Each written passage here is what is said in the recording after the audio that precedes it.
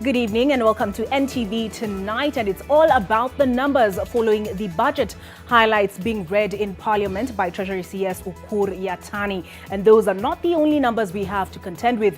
We also have the latest in terms of the COVID-19 numbers.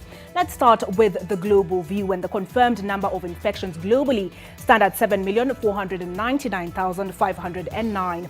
The number of reported deaths stand at 419,950. The number of those who've recovered stands at 3,806,214. Closer home, as far as Africa is concerned, the number of confirmed infections stand at 213,115. The number of reported deaths, unfortunately, stand at 5,734, and those who've recovered stand at 97,844. Now, for the US of A, they've hit the 2 million mark. I apologize for that particular number, but they've hit the 2 million number mark as far as infections are concerned. The number of reported deaths stand at 115,242.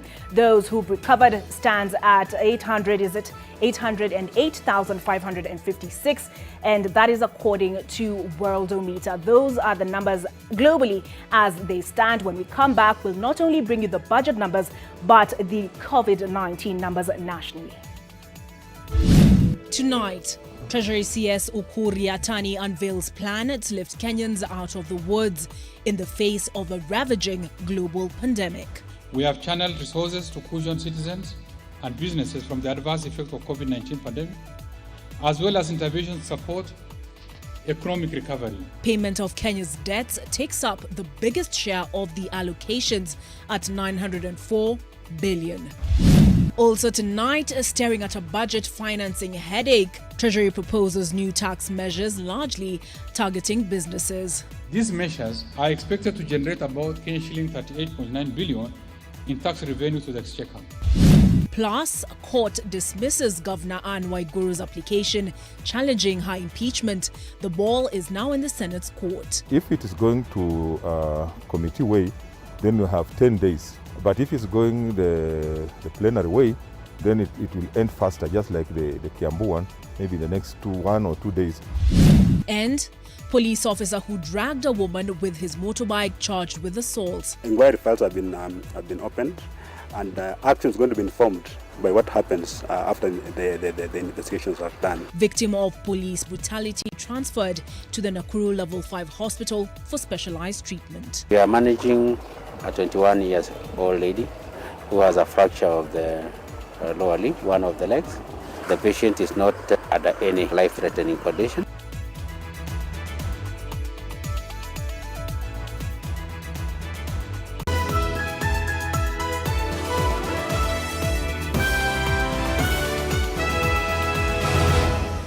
If we haven't been introduced yet, my name is Burrows, and joining me this evening is David Agundoa as our sign language interpreter. We start with the big story of the day, and that is the budget. The National Treasury has unveiled a 3.22 trillion shillings budget, focusing largely on economic recovery and cushioning the population from the ravages of the prevailing coronavirus pandemic. Aware that keeping the population alive and spurring economic activity are the key priorities of the moment, Treasury Cabinet Secretary Ukur Yatani has laid out an expenditure plan for multi-billion shillings economic stimulus package, whose end game is to put money in your pocket. Lillian Carrier begins our coverage of Budget Day.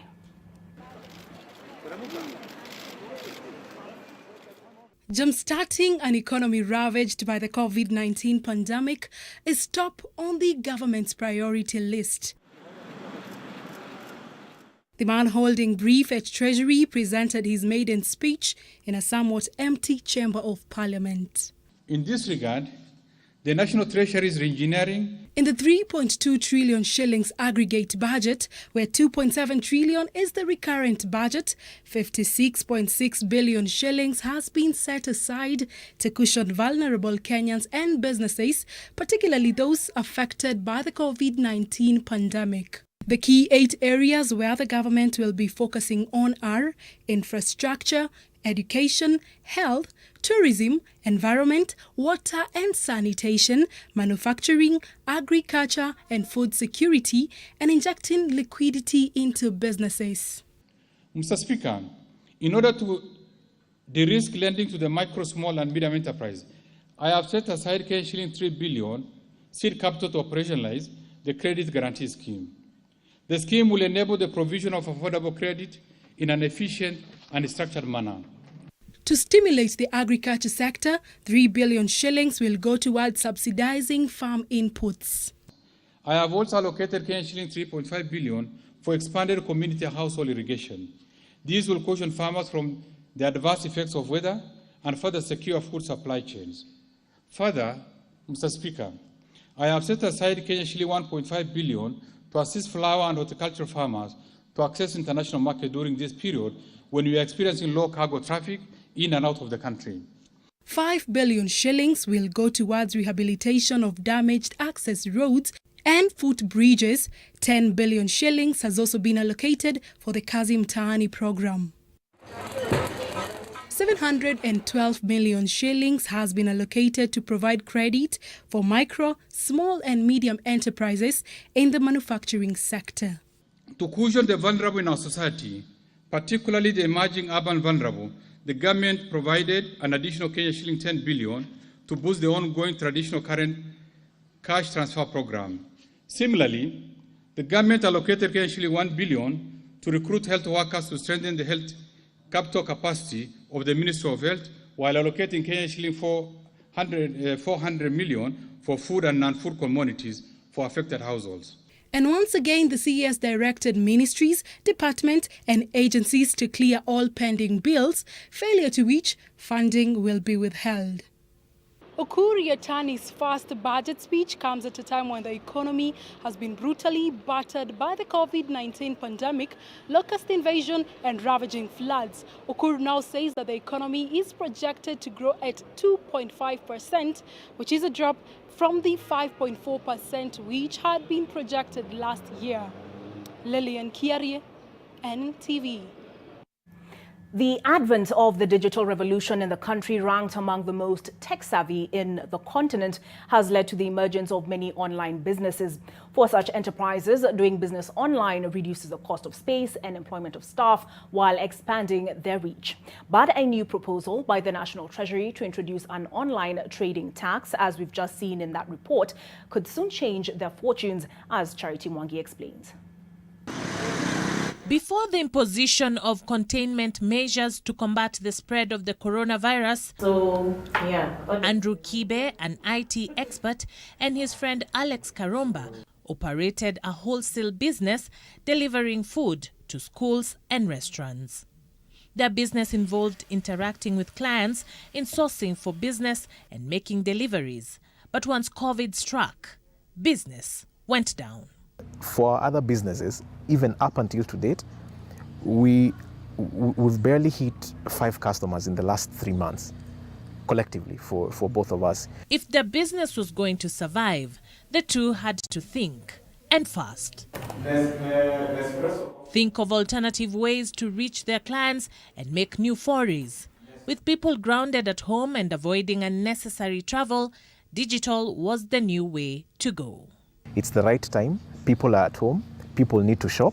We can help them save money and we can help them stay at home. Our key demographic when we started was household. Then we started seeing actually retail, people actually buying from us.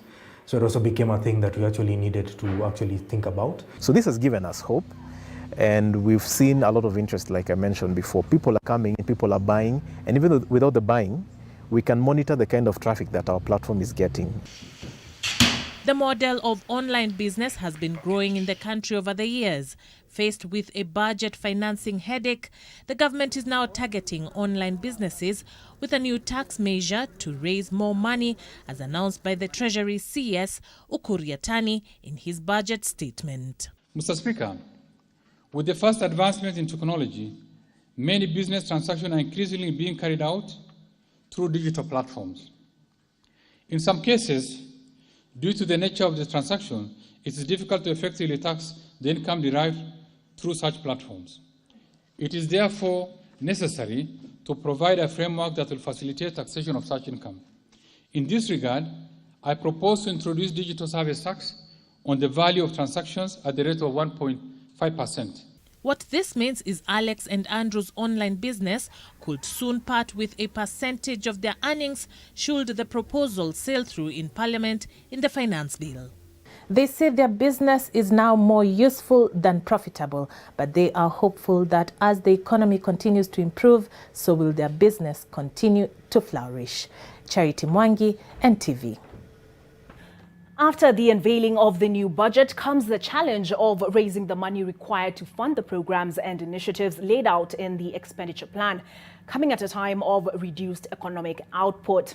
The National Treasury is now proposing a new raft of tax measures, largely targeting small and medium-sized enterprises, which it hopes will contribute some close to 39 billion shillings. Victor Kiprop has more. About 40 minutes after 2 o'clock this afternoon,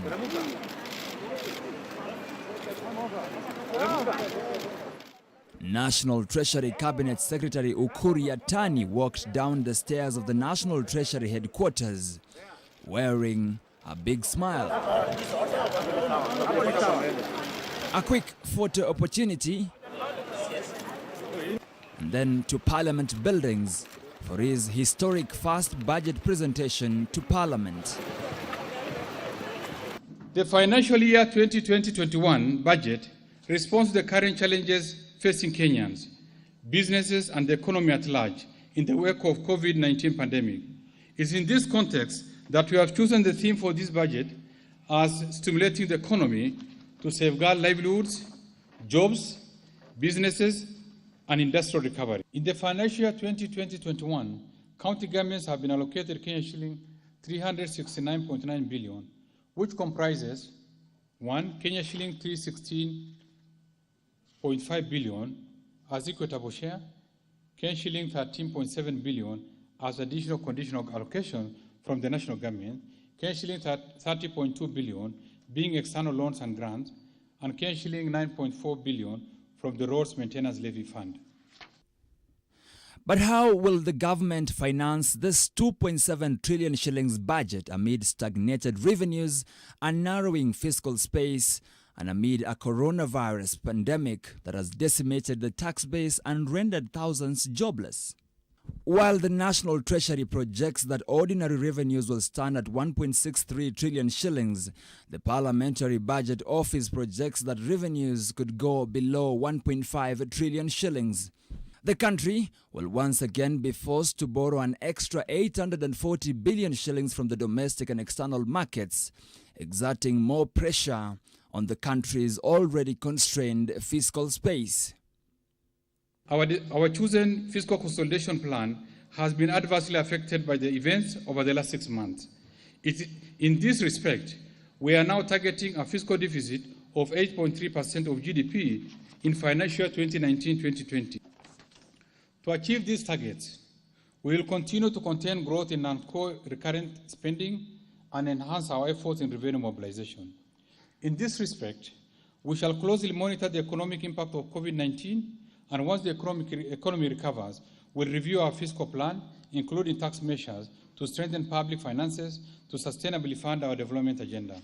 In this financial year, the government is targeting to raise 38.9 billion shillings from a raft of new tax measures that will now see loss-making farms pay 1% minimum tax on their gross turnover, while farms offering digital services will now pay a 1.5% tax levied on the value of the transaction.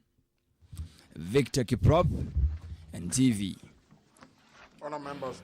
The government's planned expenditure in the 2020-21 financial year exceeds the amount it hopes to collect in revenue, which stands at 841 billion shillings, a slight dip from the 843 billion shillings in the previous financial year. Coming at a time when some of Kenya's loans are due, the National Treasury plans to borrow some more to address the revenue shortfall, as Alex Mwangi now tells us. To come up with realistic solutions, economists use models that at times hold all things constant and also look at scenarios with various variables. The COVID-19 pandemic has created a scenario which can only be described as being outside the models that many economists have been using to make their economic projections. As we roll out the post-COVID-19 economic recovery strategy, We remain committed to gradually lowering the fiscal deficit to shilling 768.8 billion, or 6.1% of GDP in the financial year 2021-22, and further to shilling 570.4 billion, or 3.6% of GDP by 2023-24. Depressed economic performance this year, with an economy forecast to grow by 2.5%, down from a projection of 5.4%, will suppress revenue. Treasury hopes to plug the fiscal deficit by leaning more on domestic borrowing. Treasury is keenly cognizant of the environment it is working in, which is unprecedented. This is a very special budget because it's coming at with the background of global recession as a result of the COVID-19 pandemic. You are aware trade, investments, capital, tourism, all sectors have been gravely affected. With the 2020-2021 national budget now out, it opens a new chapter for the Cabinet Secretary for the National Treasury and Planning, Ukur Yatani, in that he is going to be managing the country's finances during a pandemic. Without doubt, this is going to be an arduous task and one which is also hopefully likely to be filled with lessons. Alex Mwangi, NTV. As we continue to reel from the COVID-19 pandemic, the government has allocated some 111.7 billion shillings to the health sector for the 2020-21 financial year. Treasury CS Ukur Yatani says 50.3 billion shillings from the allocation will finance the national rollout of universal healthcare. The rest of the budget will be spent on mitigating against various diseases ailing Kenyans, including HIV and AIDS, malaria and tuberculosis. The COVID-19 pandemic has overstretched our healthcare system. Currently, 1.2 billion is proposed for the recruitment of an additional cohort of 5,000 healthcare workers to support local health staff for a period of 1 year. This will enhance our COVID-19 response capabilities and strengthen implementation of the Universal Health Coverage Program. Mr. Speaker, we have also allocated an additional 500 million to supply 20,000 locally made beds and beddings to public hospitals, and 25 million to support the establishment of 50 modern walk-through sanitizers at our border points and main hospitals across the country. The government continues to prioritize healthcare by scaling up universal health coverage to all the counties. To improve health outcomes, I have proposed an allocation of 111.7 billion to the health sector in this budget. Treasury Cabinet Secretary Ukur Yatani is a man with possibly the most difficult job in the country at the moment, turning around the dwindling economic fortunes of a population weighed down by the endless shocks from the coronavirus pandemic. Born and raised in torrid, dusty fields of Marsabit County, Yatani has punched his way to the top of the public service, holding one of the most powerful cabinet positions. Vincent Odwor caught up with him as he prepared for the biggest day of his life.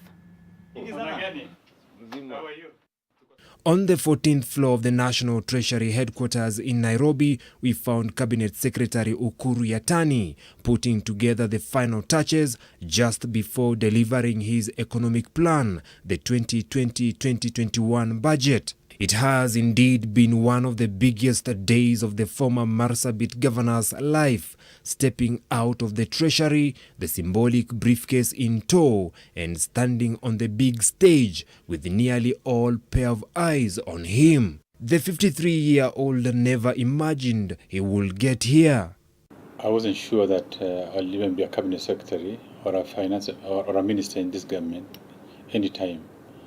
But I'm grateful because God and His Excellency the President Uhuru Kenyatta gave us an opportunity, and it's a honor and a vote of trust that I maintain every single day.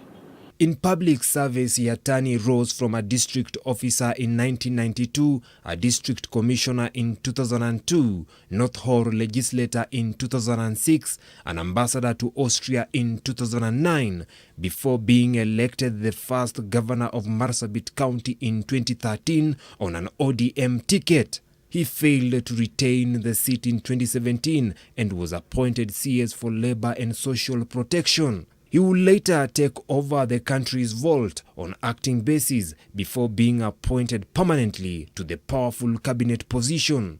All this is due to his work ethic and discipline, he says. I don't have, a certain degree of social life. I have to work extra hard to cope with my workload here.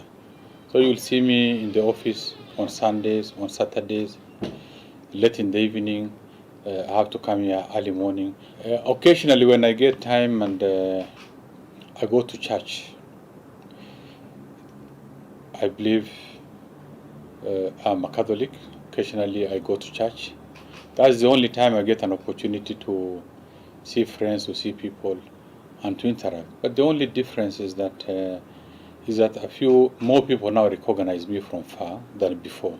Otherwise, I haven't attached too much meaning to too much officialdom or too much, craving for space. I just walk my own path. I remain humility. It reminds me of a virtue that I need to walk. The master's degree holder in public administration and public policy undoubtedly has a near impossible task at the moment, reviving an economy brought to its knees by a silent enemy which respects no law of war. The unprecedented also happened. The COVID-19 tampered with the locust. This is now an extra load that we are not anticipated. We worked on a path. Kenyans were quite concerned about the size of government. They were concerned about the size of government expenditure. They were also concerned about debts. So those are things that we are set our eyes on to address them. But this is a hot seat. The man he took over from suffered a huge fall from grace. But where we are now, we are trying to do it a different way. But they also justified because we were ambitious, we wanted to achieve so much within a very limited time, and that's why borrowing was inevitable. From Forole village, North Horr sub-county, to the powerful ministry, Yatani's success story epitomizes his claim to utter determination and daring to dream. Vincent Odur, NTV.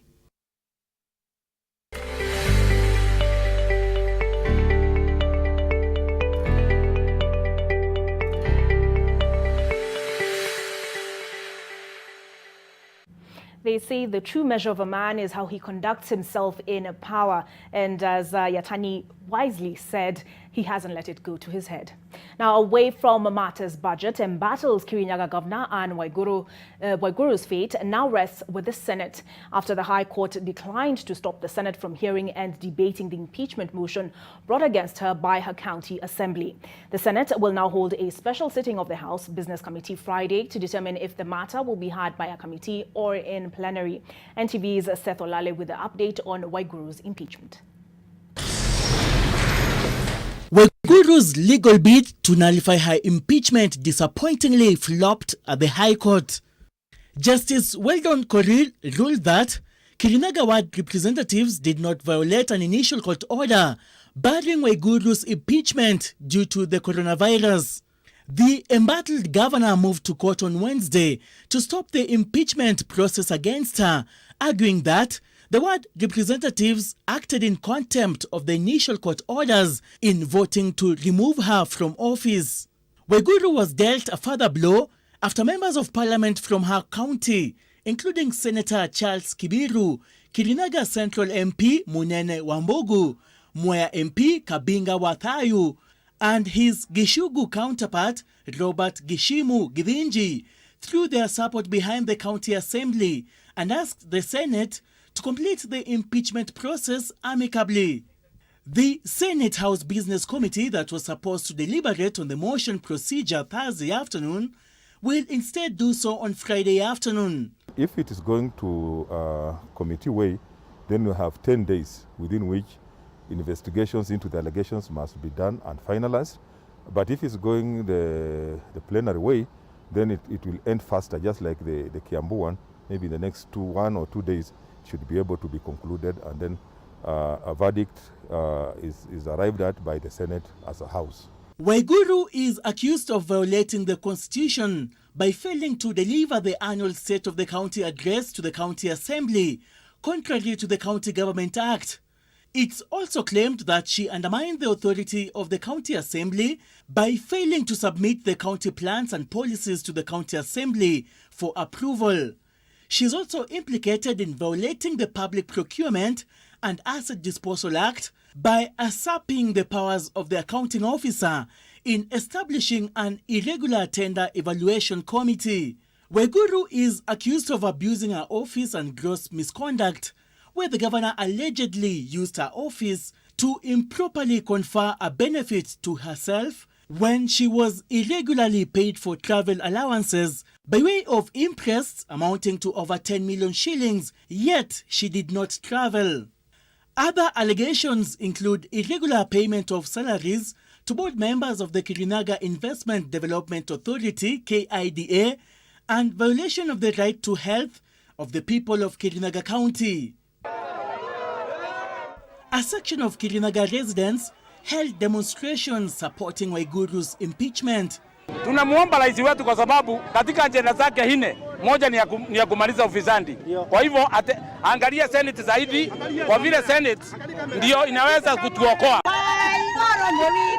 However, another group was in support of the governor. The impeachment of Governor Waiguru was done illegally and all the measures and law was not followed. Waiguru met opposition leader Raila Odinga yesterday, perhaps to seek his intervention in the matter. During a visit to Kirinaga recently, President Kenyatta made it clear that leaders engaging in malpractices will carry their own crosses. Na sasa naendelea kusema, sijui hapa kama MCA wako area, mko huko, muwe chonjo, kuwa chonjo. Unaona yale yanafanyika kwingine huko na huko na huko. Muwe chonjo kulinda mali ya Wakenya. Seth Olale, NTV. And we are only getting started. After this break, we have plenty lined up, including the fate of the officers who were filmed whipping a woman while she was being dragged behind a motorcycle.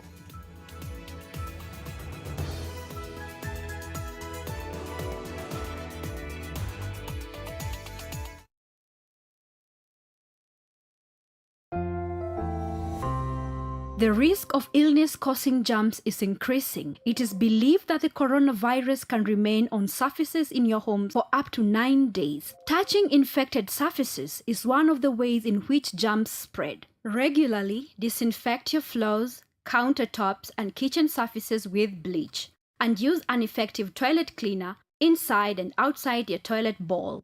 This message is brought to you by Medifacts, Jig, and Harpic. Whole life is in my phone. Niko na simu ya baba. Niko na simu ya baba.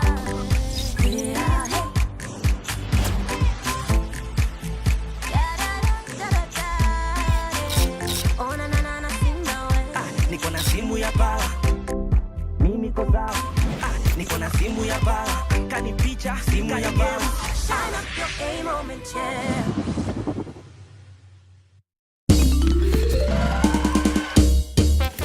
Sona moja imetengenezwa kwa njia spesheli ili kupambana na maumivu kwa haraka. Sona moja ina aspirin kama kiungo. Sona moja, kitulizo kamili. Maumivu yakizidi, pata ushauri wa daktari. The County Government of Nyeri, with the approval of His Excellency Governor Mutahi Kahiga, has granted a 100% waiver of accrued interest sums on outstanding land rates effective 19th May 2020 to 19th June 2020. With a cashless system, obtain your invoice from respective sub-county offices and make payments through accounts held at Cooperative Bank or Kenya Commercial Bank, Nyeri branch, using account numbers on your screen, or M-Pesa Paybill 191900 and get your official receipt. Oya ni aje, mino Jonte Fresh. Mi ndio nimetambulika hii Gikomba yote sekta ya manguo. Jumio transform nguo ordinary za mtush zenye ziuka mna hii harufu ya bail into the freshest igi kosi yote. Siri ni hii Real mpya ya pink. na kushow mtushi zinang'ara kung'ara kushinda kamera. So clean, so fresh. Makastoma unaisana na hii story. Ninatumia aerial touch of down mpya tu. This week on The Trend.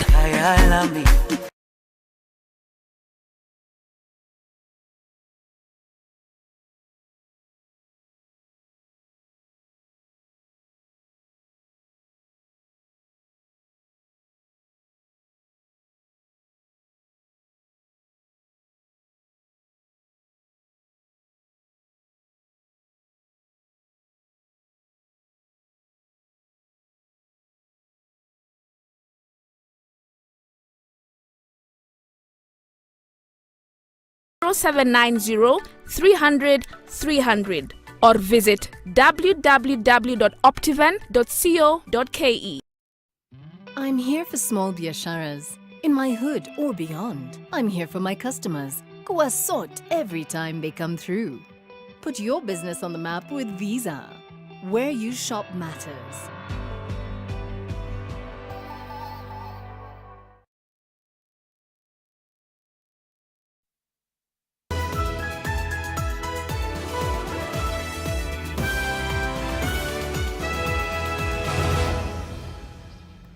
Thank you for staying with us on NTV tonight.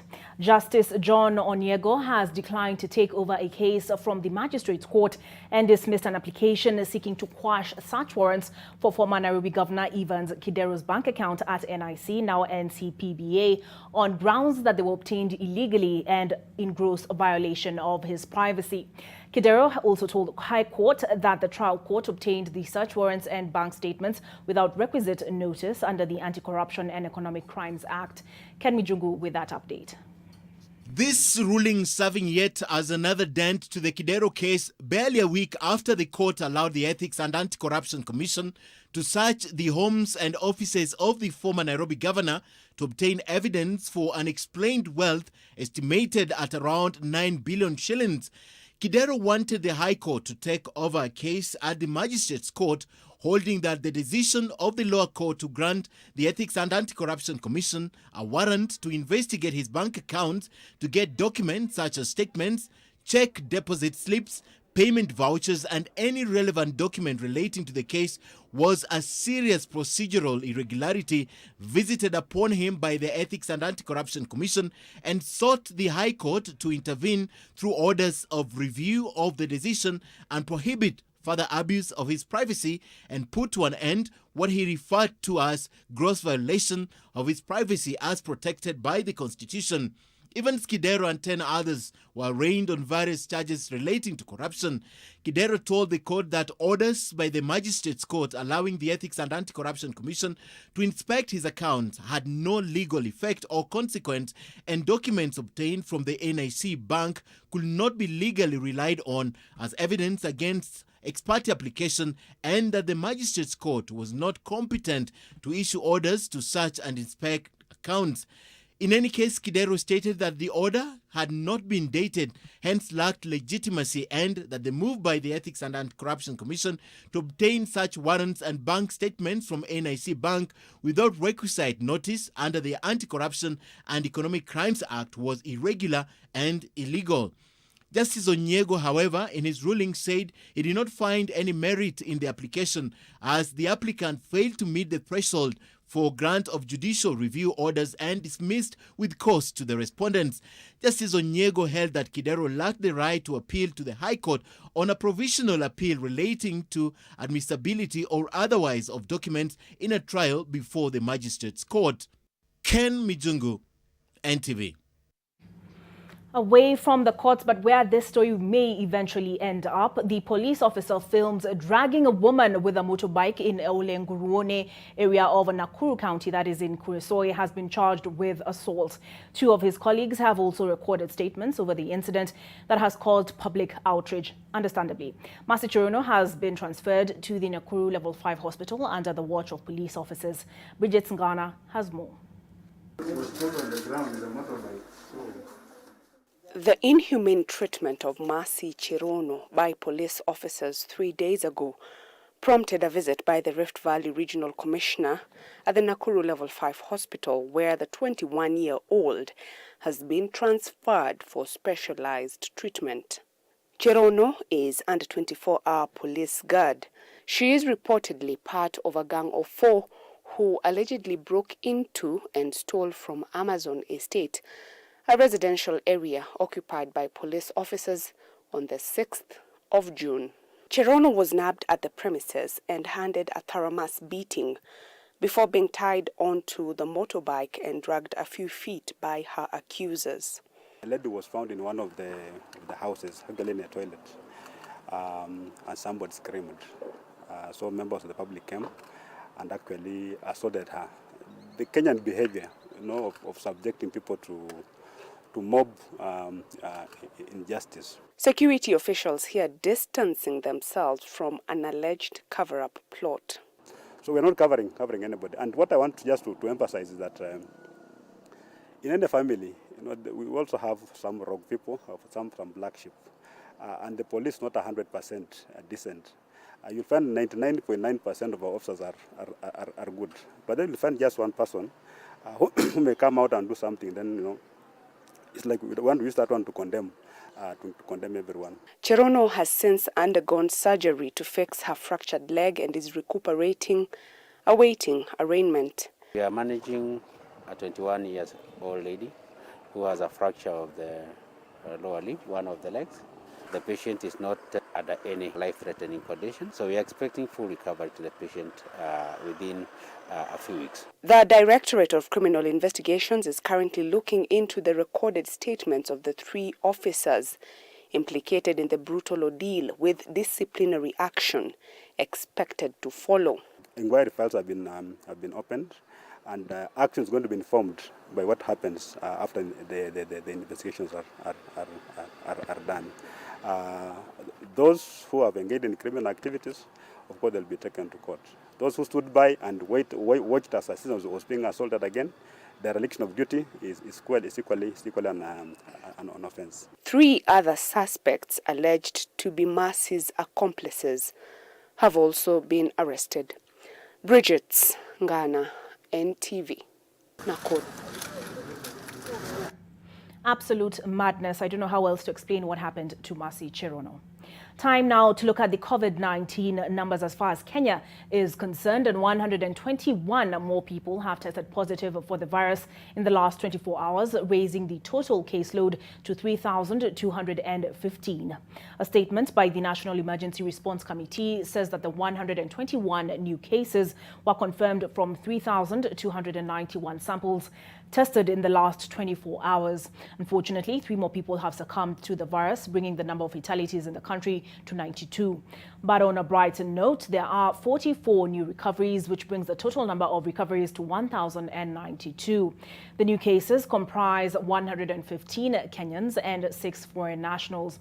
Nairobi County continues to lead in new infections, the capital county recording 49 new cases, with Busia following at 37. And Mombasa County, the second hardest hit, has 20 new infections, while Kajiado has 5, Migori 4, Kiambu and Kilifi each have 2 new cases, and Murang'a and Nyeri have recorded 1 new case individually. Accounting for up to 10% of the country's total revenue output, the tourism industry is without a doubt one of the key wheels that drives the Kenyan economy. But the arrival of the COVID-19 pandemic has left the industry on its knees by halting tourist visits and key revenue-generating activities. One of them is park fees collected by the State Department for Tourism, and which have now dropped to just 20% of their potential. Anita Nkonge has more. At the Nairobi National Park, tourists visiting to catch a glimpse of the rich array of wild game here has gone down significantly. Restrictions on movement and public gatherings have contributed to the reluctance by visitors already burdened by economic struggles. We find Bernard Karigo, a tour agent whose business largely depends on destination tourism. His trade thrives on taking holidaymakers and tourists around some of the country's finest national parks and game reserves. But since the arrival of the coronavirus, things have taken a turn for the worst. At the moment, we are very badly affected because at the moment we don't have any clients traveling. Domestic as market has been affected because of the travel restrictions.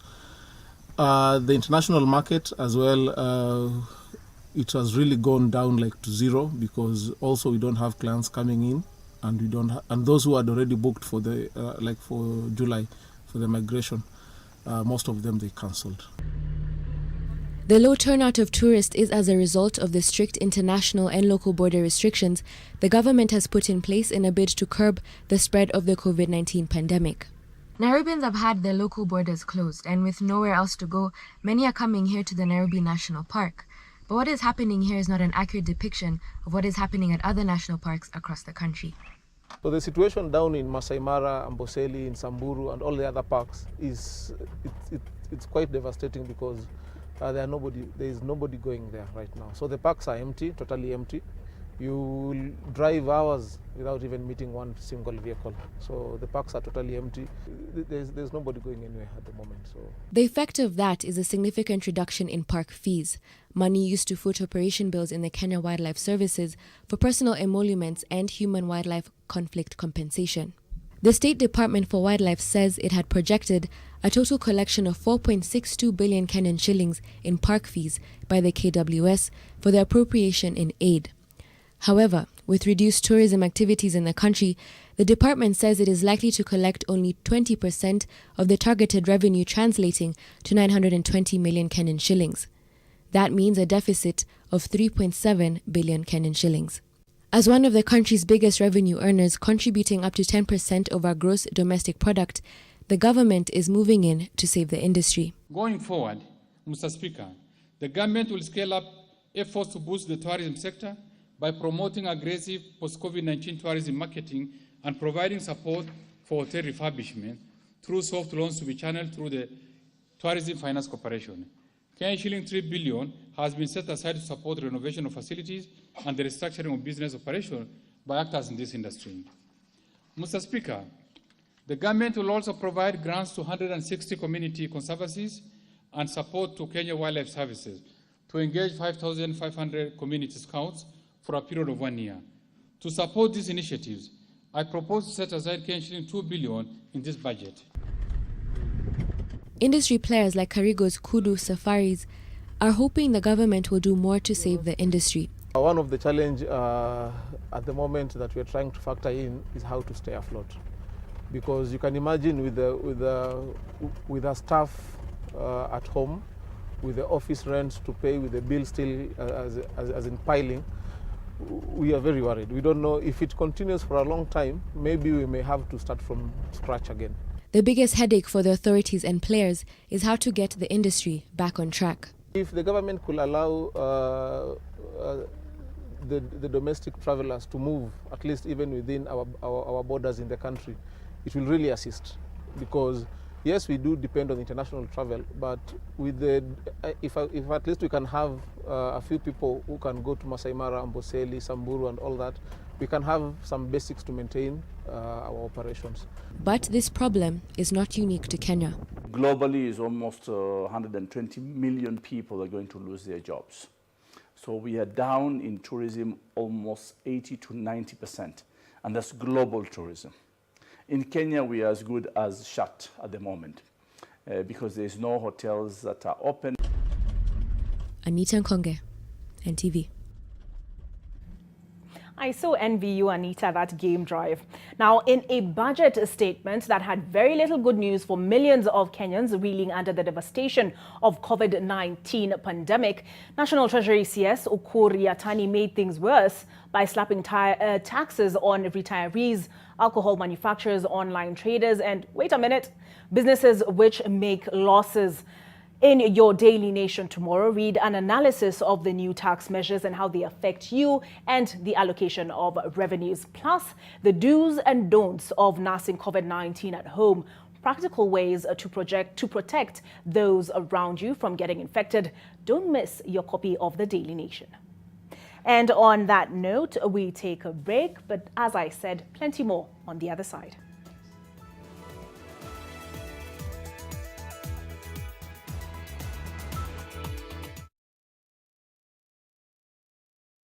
What makes a Kenyan dental mom powerful? I encourage my kids to learn new things. And if they get hurt, I rely on the power of my Dettol's One Capful. To fight germs, it's like my own first aid kit. My family needs protection from germs. I use the power of Dettol's One Capful to disinfect surfaces and clothes to keep them clean and safe from germs. I trust the power of Dettol's One Capful for bathing. The power of Dettol's One Capful protects from up to 100 illness-causing germs. Dettol, Kenya's #1 antiseptic for fighting germs. Become a powerful Kenyan mom with Dettol. Be 100% sure.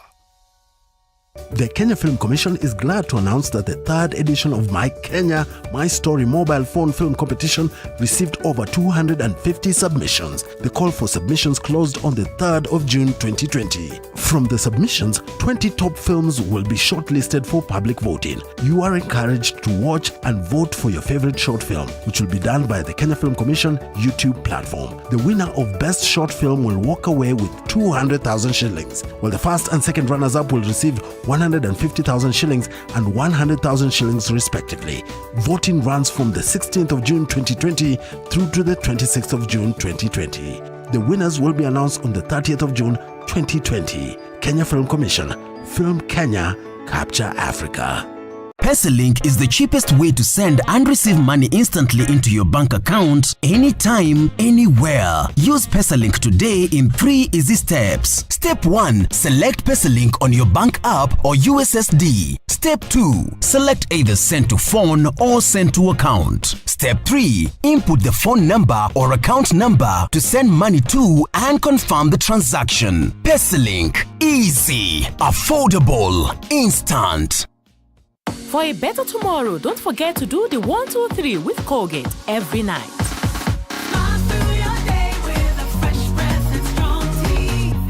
Change can be disruptive, but Business Daily has got you covered. Get evolving market trends, ingenious business ideas, and the latest tech content in the new market dynamic and exciting lifestyle content in the new normal environment. Business Daily. More possibilities.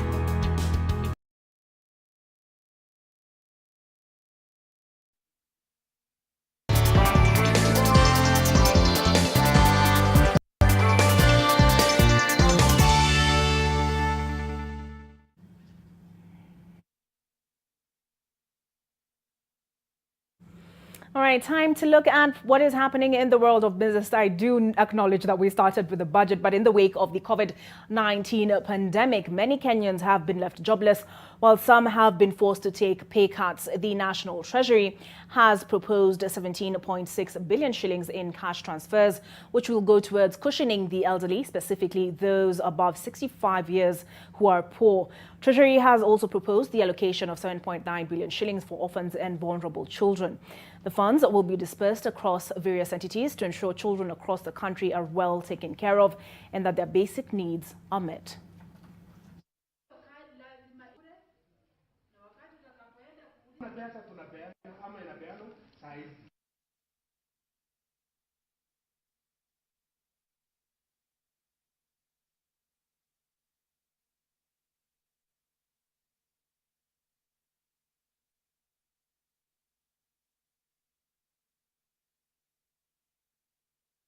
As a government that deeply cares for its most vulnerable members of society, I have proposed Kenya shilling 17.6 billion for cash transfers to the elderly persons, Kenya shilling 7.9 billion for orphans and vulnerable children, and Kenya shilling 1.1 billion for cash transfer to persons with severe disabilities. Mr. Speaker, I have also set aside Kenya shilling 4.3 billion for the Kenya Hunger Safety Net Program, Kenya shilling 2.5 billion for the Kenya Social and Economic Inclusion Project, Kenya shilling 3.5 billion for Kenya Development Response to the Displacement Impact Project, and Kenya shilling 400 million for the National Development Fund for persons with disabilities. The National Treasury has defended itself on the problematic matter of pending bills, which are cancerous to the economy. Treasury Cabinet Secretary Ukur Yatani has, however, admitted to failure by the government to take the matter seriously in the preceding years, laying the blame on his predecessors. There has been a concerted effort to deal with the matter, which continues to affect the cash flows of many businesses and condemn some of them to closure. For the last few months, we've really been forceful on payment of pending bills. It's no longer business as usual. In the past, pending bills were treated as not very important matter. And therefore, the government lose, that discipline. The respective officers lose discipline. What we've done so far, out of the pending bill of 43 billion that belong to the national government, to date, we are only remaining with a balance of about 14 billion. The rest, we have paid.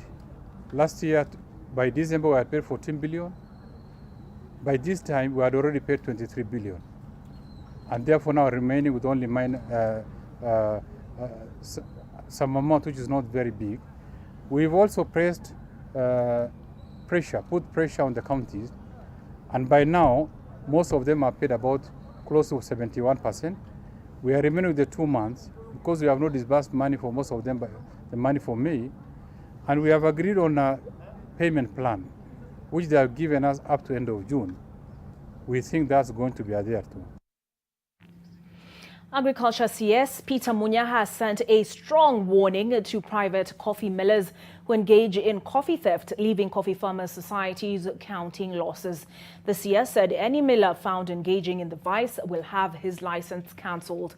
The CS was speaking in Murang'a County, where he met coffee society stakeholders, said the government has an elaborate, clear plan on how coffee is going to be revived. Munya, who was speaking in Murang'a when he met coffee society stakeholders, said most coffee thefts are believed to be dealings conducted by insiders in the coffee societies. Munya was accompanied by Murang'a Governor Mwangi Wairia, who termed the society's leadership as a main problem, or rather their leaderships as the main problem in the coffee farming sector, calling for changes and serious auditing. The leaders hailed the president for his commitment to revive the sector. Kutoka kwa jasho lake la kilimo ya kahawa. Hakuna ajenda ingine. Kwa hivyo tukubali bila vitamini ya kwamba lazima we reorganize this society, tuone zile ziko viable, zile ziko kushinda, lazima tu address mambo ya governance. Huwezi kuelewa vile wewe unalipa 20 bob na kuna mwingine analipa 80 bob. Say we have to start reviving coffee by changing from the ground. So that change can then meet with the president's change, so that now we can deliver real change. Stakeholders in the tourism sector are urging the government to equitably allocate funds in the sector, which has been heavily battered by the COVID-19 pandemic. The sector, which in 2018 contributed 790 billion shillings to the gross domestic product, has been allocated 3 billion shillings for tourism marketing and provision of support for hotel refurbishment. An additional 2 billion shillings has been allocated to 160 community conservancies and to support Kenya Wildlife Services community scouts. This COVID-19 has affected our sector strongly. And so there are some stimulus programs which have been put forward, and we are waiting for budget process to be completed so that we are able to see how we can restart our sector. And there are two areas particularly where wildlife has been touched. The first one is the issue of community scouts, so that the government will be recruiting some community scouts through KWS, 5,500 in number, so that they will be able to assist us in managing the parks also. Issues of fire, issues of also human-wildlife conflict, they are able to advise and I told you what you can expect in the Daily Nation tomorrow. Now here's what you can expect in the Business Daily. Find out the details of the Kenyan budget, that is the 3.2 trillion shillings budget. Which sectors have been allocated the lion's share? How does the planned expenditure seek to stimulate the economy? And what other funding gaps the country now faces in view of the 2020-21 budget?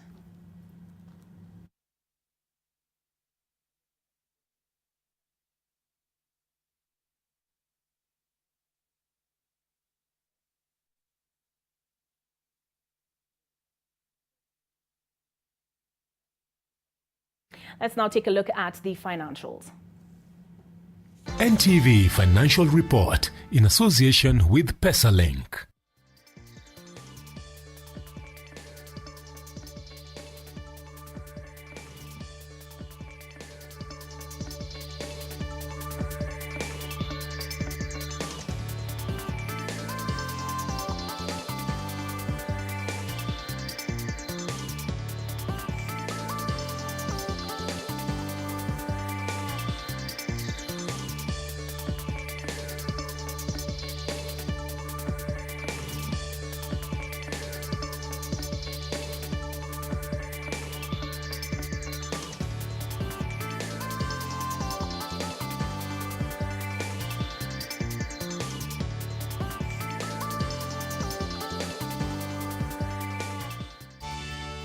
Select PesaLink on your bank app or USSD. Step 2. Select either send to phone or send to account. Step 3. Input the phone number or account number to send money to and confirm the transaction. PesaLink. Easy, affordable, instant.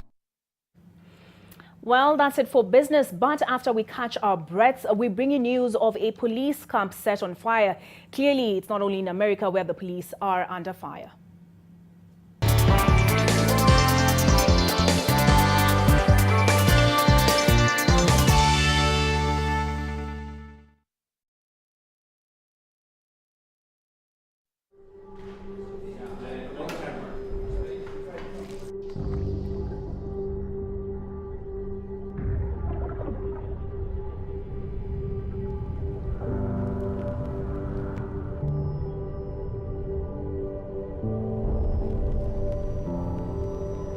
Beat sensitivity pain fast with Sensodyne Rapid Action for clinically proven relief in 60 seconds.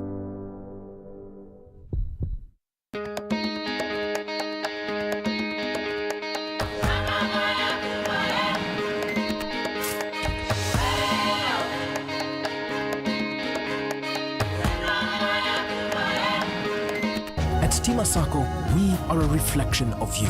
We are a stable, financially sound institution providing tailor-made services to add value to your life, time, and money. We are guided by your aspiration. We are Timasako, a true reflection of you. Explorers of the night, wale wase wa kuhustle usiku, kustreama movies, music mix diehards, and gaming fanatics. We've heard you. It is now your time to fly your flag high.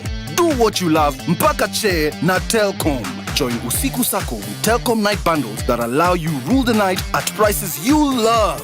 Join our tribe, Usiku Sako Squad. Just dial *544# from your Telkom line and select the night bundle of your dreams. You are the legend the night needs.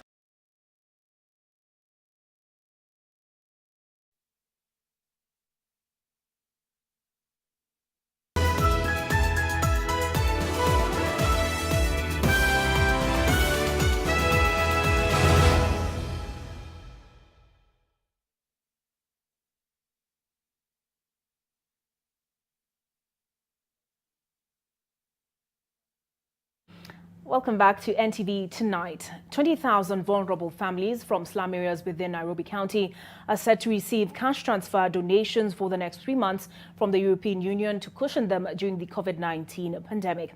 11,250 households will receive 5,668 shillings per month as part of a partnership project dubbed Inua Jamii by the Ministry of Labour and Social Protection and the EU. An additional 8,750 households will also receive 7,668 shillings per month, and the project is targeting the disabled, the elderly, as well as orphans. The project aims to increase food security and cover other essential costs. This comes as many Kenyans from low-income families have been left unemployed in the wake of the COVID-19 outbreak. The European Union has shown not only solidarity in spirit, but in action. The speed that Team Europe has committed to the people of Kenya is to be commended. In 2004, the government of Kenya initiated social assistance program and with a pilot number of 500 people. And today, government of Kenya has moved and this number has grown. And today, through the Ministry of Labor and Social Protection, we are now dispersing over 29 billion Kenya shillings. Preparations are in top gear in Meru County ahead of a planned visit by President Uhuru Kenyatta. The Cabinet Secretary for Interior, Fred Matiang'i, has been leading the preparations in conjunction with the county government of Meru.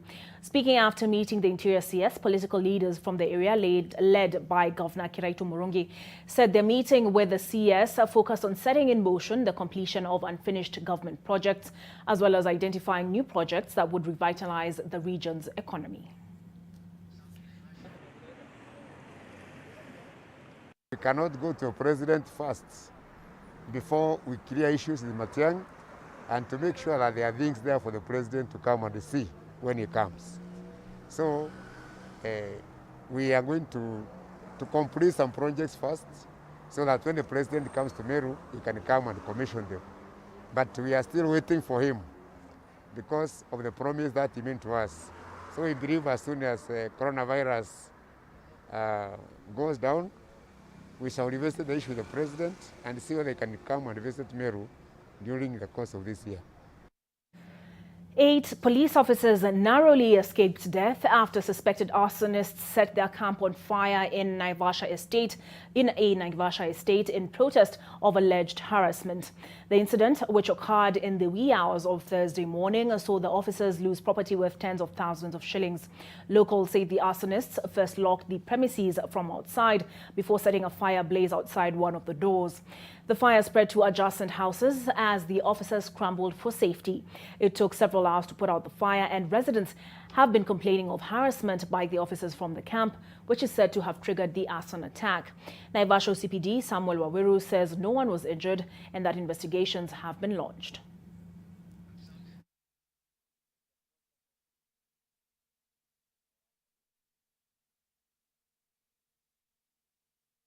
Tumekuwa na mzozo na hii watu ya hapa juu ya mambo ya kukamatwa, wanasema wanaangamishwa sana. Rumu karibu 3 zikachomeka kila kitu. Kiini ya hiyo moto haijajulikana, lakini uchunguzi vile tunaenda hewani saa hii inaendelea ndio tujue kiini yake. Ida Weringa coming up next with the sports.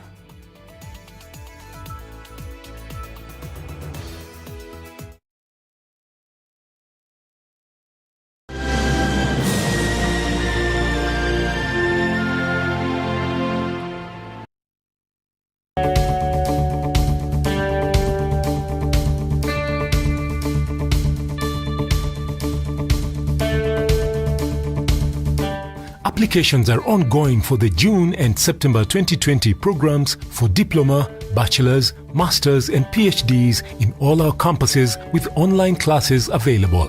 Prevent the spread of COVID-19 by following the government health guidelines. The University of Nairobi is a world-class university committed to scholarly excellence.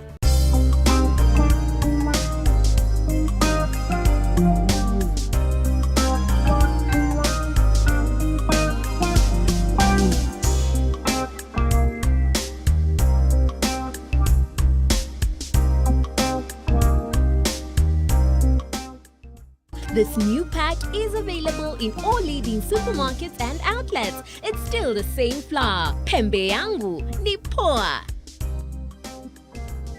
Change can be disruptive, but Business Daily has got you covered.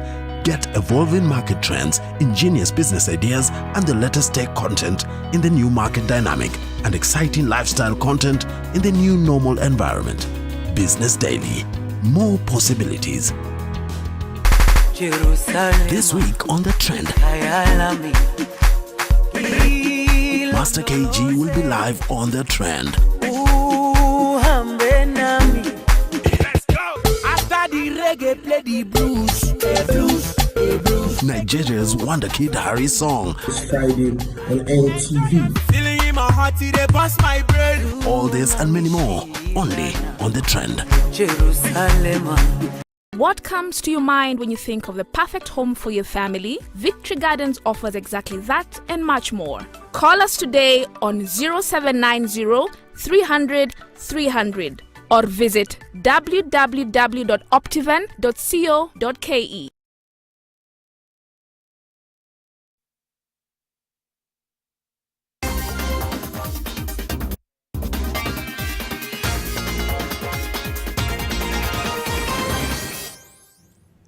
A very good evening to you. Time for the latest in the world of sport. I'm Ida Waringa. Well, the Ministry of Sports, Arts and Culture has been allocated 14 billion shillings in the 2020-2021 national budget, one of the largest amounts ever devoted to the docket. Well, the amount proposed by National Treasury and Planning Cabinet Secretary Ukur Yatani, up from 5.3 billion last year, now awaits parliamentary approval.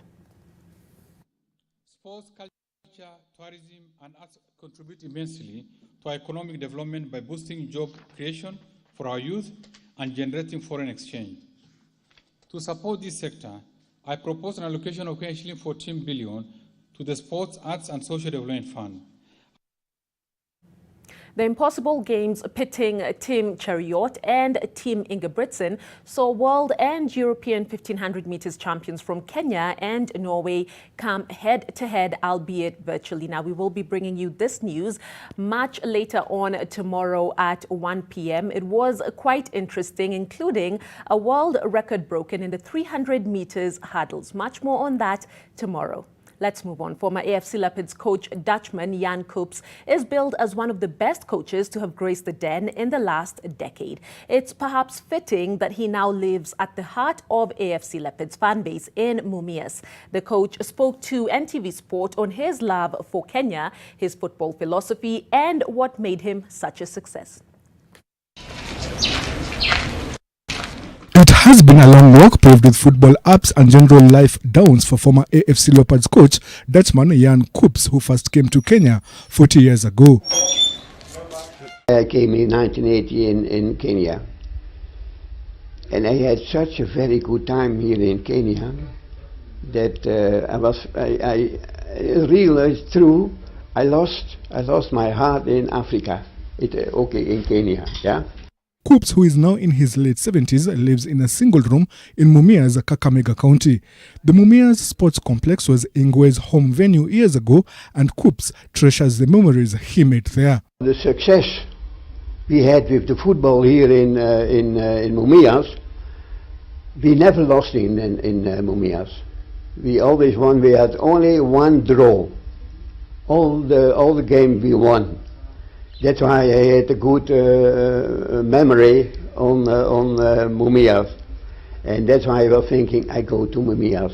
Coops joined a struggling AFC Leopards in 2011 and led them to a respectable third-place finish in the 2011-2012 season, just 3 points shy of eventual winners Tusker and 2 points less than their arch rivals Gor Mahia, who finished second. Many times I was going to look for the football, because football is my passion. Many times I went to look for the FC. He is famous for his man management, with players, among them Kenya one Patrick Matasi, attributing their success to him. In the beginning, when I coach a team, I always talk to players individually.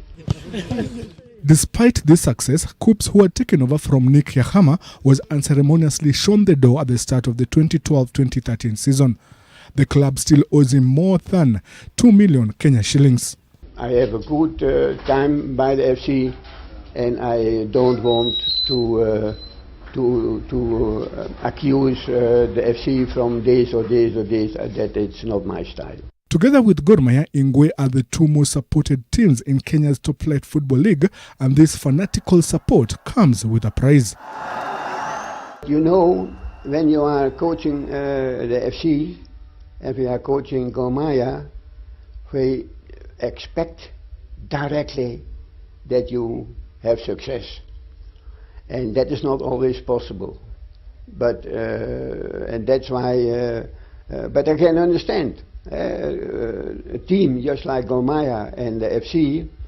We must have success. The coach, who comes from a footballing family, was a striker in his heydays, and this shows in his football philosophy. When you have technical players, you only can have good ball possession.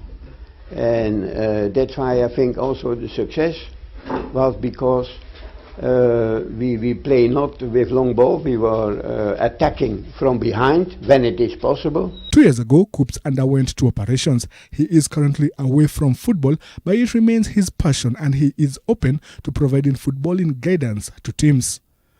Warote Kiru, NTV. Legendary story there, enjoyed that one. And International Olympic Committee President Thomas Bach has weighed in on the issue of racism that has come to the forefront globally following the death of George Floyd, a black man who died at the hands of police in the US. Bach has also spoken out about the postponed Tokyo Olympics.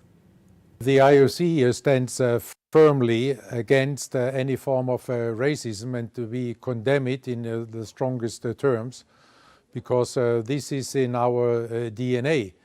The Olympic Games and the Olympic movement are about non-discrimination. They are about bringing people together without any kind of discrimination. This is why the Olympic Games are such a powerful demonstration of anti-racism. Well, the Spanish La Liga resumes tonight after a nearly 3-month break due to the COVID-19 pandemic, with the Seville derby pitting Sevilla and Real Betis at 11 p.m. Well, football in Germany resumed a month ago, and aside from the quest for a Bundesliga title, teams are also in the hunt for the German Cup. Last night, defending champions Bayern Munich beat Frankfurt 2-1 to set up a final against Bayer Leverkusen. First half opener from Ivan Perisic was cancelled out by Frankfurt's Dani da Costa. The winning goal came from who else? Robert Lewandowski, with the final set to be played in Berlin's Olympic Stadium on 4th July.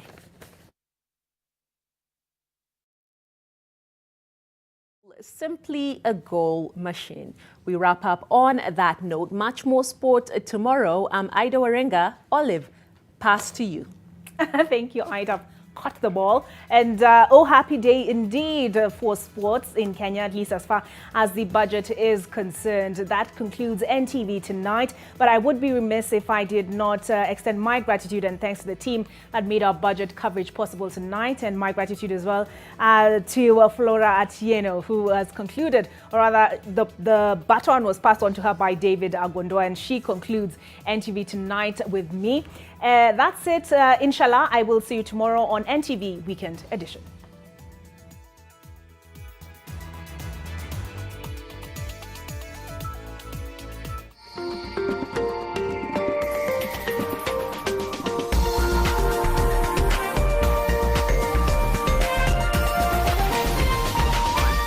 This is NTV.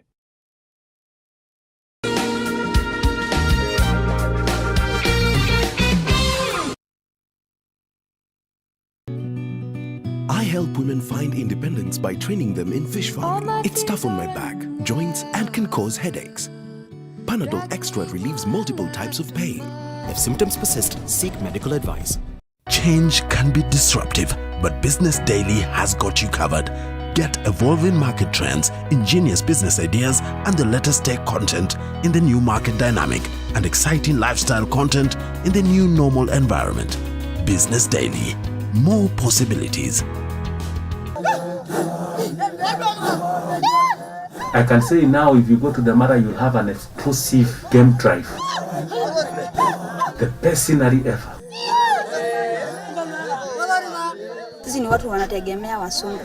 Tunashona. With the coronavirus, tourism disappeared through the window.